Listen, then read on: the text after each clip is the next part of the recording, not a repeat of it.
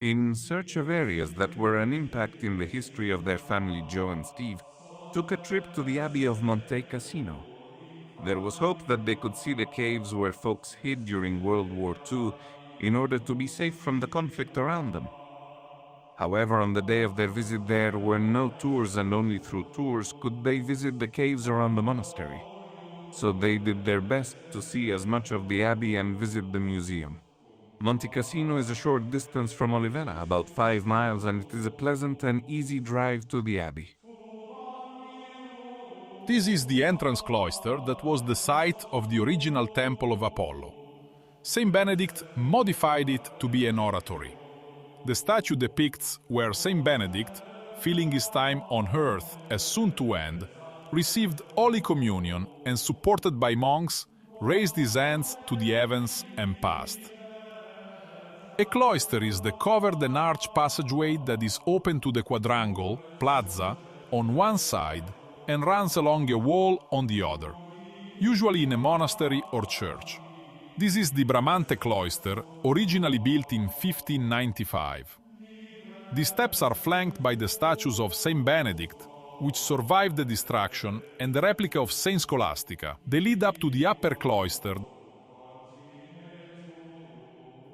The view of the Liri Valley and the Polish soldier cemetery of those that perished in the World War II to liberate the abbey is a testament to the reason this vantage point was regarded as important by the Volsci people in the 5th century BC, and later by the Romans, through to today, as a place of great importance. This is the cloister of the college. In an anteroom is a presepe. A presepe is a nativity scene, and this nativity is Napoletano from the 18th century.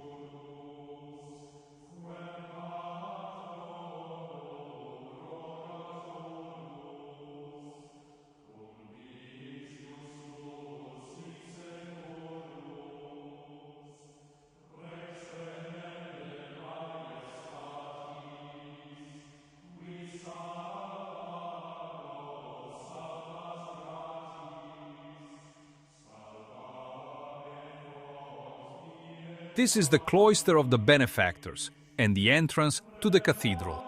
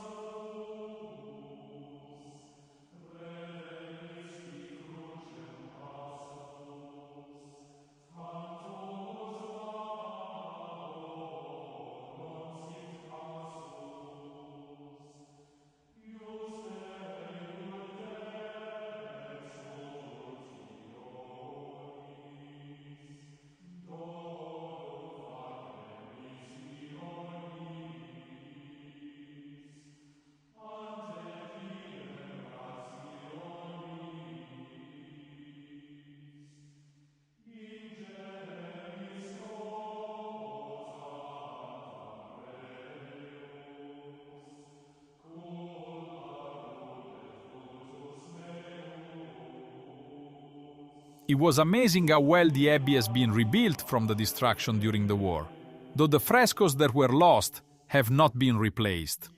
Sad, but still resplendent in its current form.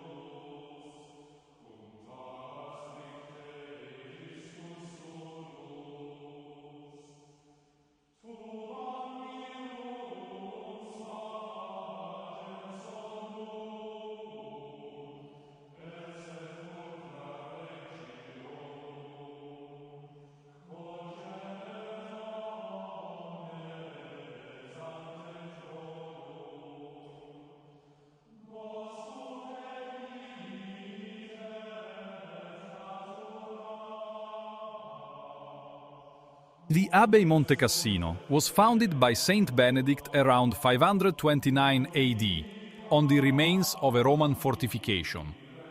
Just 48 years later, it was destroyed by the Lombard Zotto, Duke of Beneventum. The rebuilding of the abbey didn't start until around 717, commissioned by Pope Gregory II. In 883, the Saracens sacked and burned the abbey. A new rebuild didn't begin until the mid-10th century and was restored under Abbot Desiderius around 1059. That building was destroyed by the 1349 earthquake. The next round of construction included many additions and improvements that resulted in its imposing greatness. The last destruction to date occurred in just under 600 years later, in 1944, during World War II. The reconstruction took more than a decade, rebuilt and decorated according to ancient architectural pattern as it once was.